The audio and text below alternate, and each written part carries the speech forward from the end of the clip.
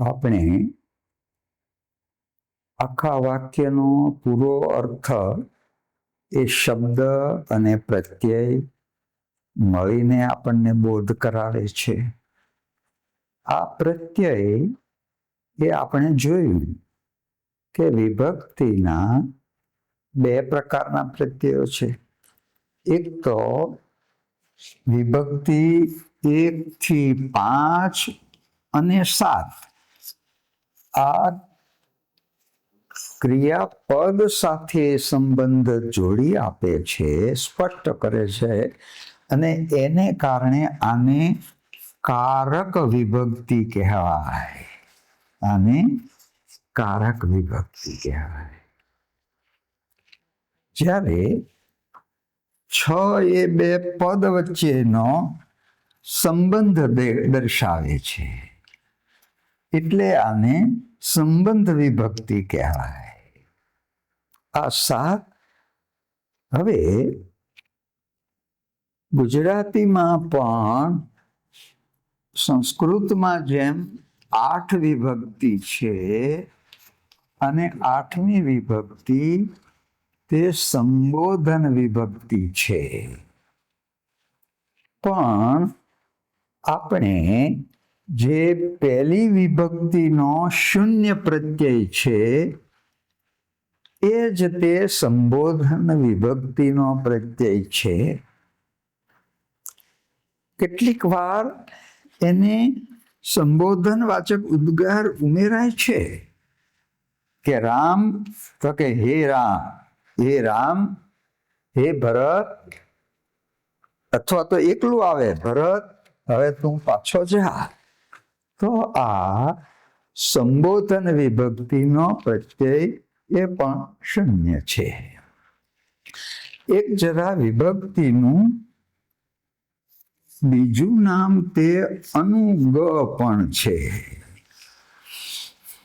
અનુ એટલે પછી, પાછળ. અનુકરણ કોઈએ કર્યું હોય એની પછી કરવું, તે અનુકરણ. તો એ જ રીતે અનુગચ્છતિ નામ હોય અને એ નામની પછી તરત જ આવે, એટલે એને શું કહ્યું, નામ આપવામાં આવ્યું છે કે અનુગ. અને અનુગચ્છતિ તરત જ પાછળ આવે. એટલે લેખનમાં એક આ પ્રત્યય છે, વ્યવસ્થા છે કે વિભક્તિ પ્રત્યય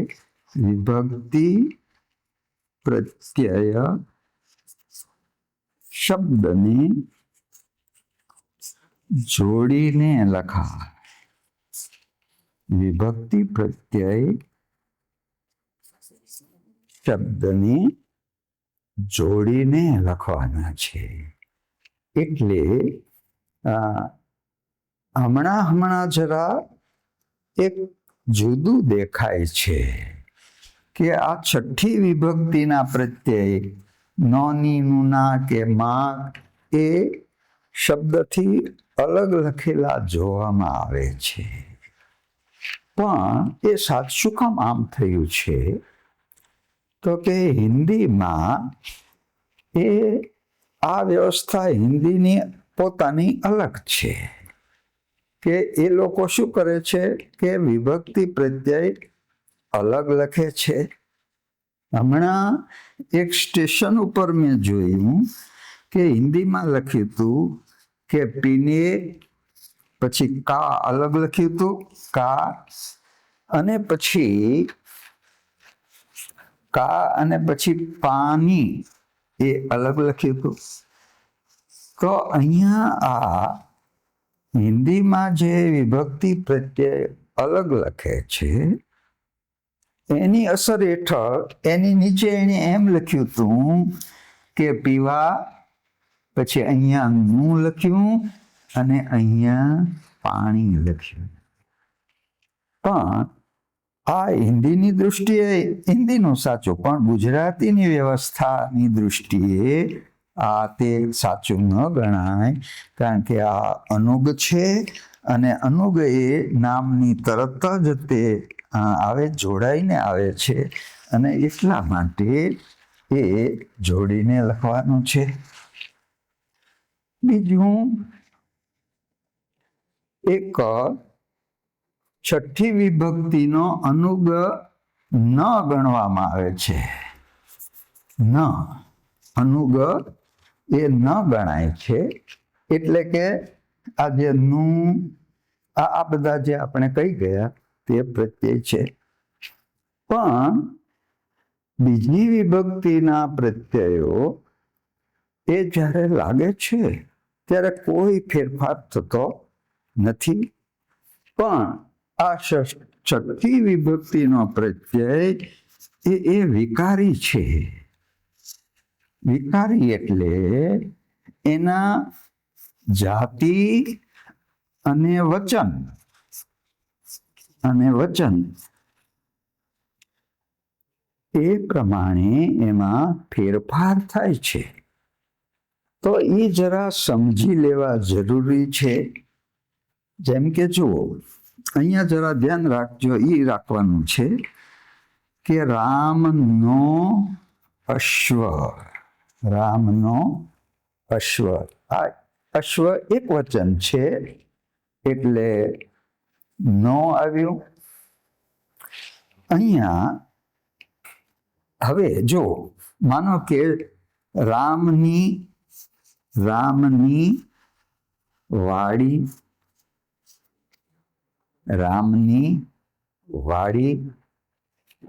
પછી નપુંસકલિંગ હશે તો રામનું ખેતર. હવે અહીંયા જુઓ, નોની ના લાગે છે એ જે શબ્દની તરત જ લાગે છે, પણ એની પછીના શબ્દની જાતિ પ્રમાણે અહીંયા ફેરફાર થયો.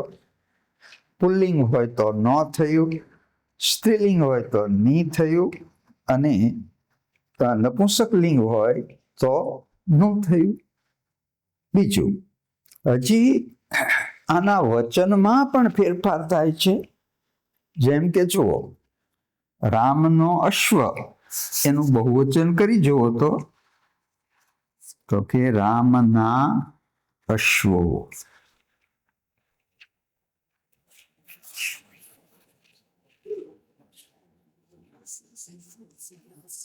હા, હવે આ જુઓ, રામની વાડી. હવે અહીંયા વાડીનું બહુવચન કરો તો કે વાડીઓ થશે. વાડીનું બહુવચન વાડીઓ થયું, પણ અહીંયા પ્રત્યય છે એ રામની વાડીઓ, એનો એ જ પ્રત્યય રહ્યો, નીનો ની. જો વ્યાકરણે પણ બહેનોને અન્યાય થોડો કર્યો છે કે અહીંયા બહુવચન થાય ને, ઘણી બહેનો હતી. જો એ નપુંસક સ્ત્રીલિંગ છે, એક બહેન હતી, ઘણી બહેનો હતી, ઘણી બધી હોય ને તો એને બહુવચનમાં નહીં ગણવાનું. તો વ્યાકરણે આ ક્યાંક જો કે એવું પણ કર્યું છે કે જેમ કે જો ડોસો શબ્દ છે તો એક ડોસો જ માન્ય છે, પણ આ જે ડોસી અને ડોશી આ બંને માન્ય છે. એટલે ક્યાંક ભલે એને ડોસો ન લખાય પણ ડોશી લખી શકો તમે. તો પણ અહીંયા સ્ત્રીલિંગના બહુવચનમાં એનો એ જ રહ્યું. પછી હવે રામનું ખેતર, તો હવે અહીંયા નું શું થઈ જશે? રામના ખેતરો. હવે જરા વિચાર કરો, આ સાચું થયું? રામ, જો રામનો અશ્વ, રામના અશ્વો, આ તો બરાબર છે, પણ રામનું ખેતર તો રામ ના ન આવે. શું કામ?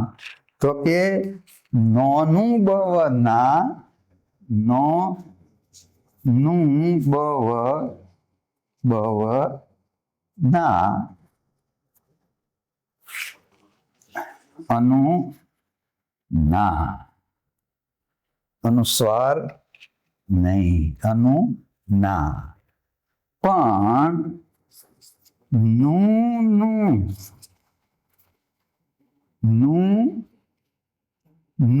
બવ ના, અનુસ્વાર હા. એટલે આ ના જ્યારે લખવાનું આવે ત્યારે આ સમસ્યા થાય કે ના લખવું કે ક્યાં ના લખવું અને ક્યાં ના લખવું. તો તમારે એ પછીના જે પદ સાથે સંબંધ બાંધે છે એ પદની જાતિ અને વચન તપાસો. જો એ પુલ્લિંગ હોય અને ના હોય, પછીનું પદ જોવાનું. તો પછીનું પદ જો પુલ્લિંગ હોય અને બહુવચન હોય તો નામાં મીંડું ન આવે. અને પછીનું પદ તે જો નપુંસક લિંગ હોય અને જો ના હોય, તો નપુંસક નું બહુવચન ના, અનુ હા. તો અહીંયા ખરેખર સાચું આમ છે કે રામના ખેતરો, રામના બાળકો. તો અહીંયા આ જરા એક ધ્યાન રાખવાનું છે. અને એક બીજું એ કે જ્યારે આપણે કહ્યું કે સ્ત્રીલિંગમાં નીનું બહુવચન ની જ રહ્યું, પણ સ્ત્રીલિંગમાં ભલે એક વચન હોય, પણ જ્યારે માનાર્થે બહુવચન વાપરવામાં આવે, માનાર્થે, તો કે રામના માતા આવ્યા. તો જો અહીંયા માતા એક જ છે, અહીંયા એક જ વાત કરી છે, પણ અહીંયા એનું બહુવચન છે એ માનાર્થે બહુવચન કર્યું છે. તો જ્યારે માનાર્થે બહુવચન હોય સ્ત્રીલિંગમાં પણ, તો માનાર્થ બહુવચન હોય તો ત્યાં અનુસ્વાર આવે. તો આ એક નો અને નું ના એના છઠ્ઠી વિભક્તિના વિકારી રૂપમાં આ બધું સમજી લેવું જોઈએ.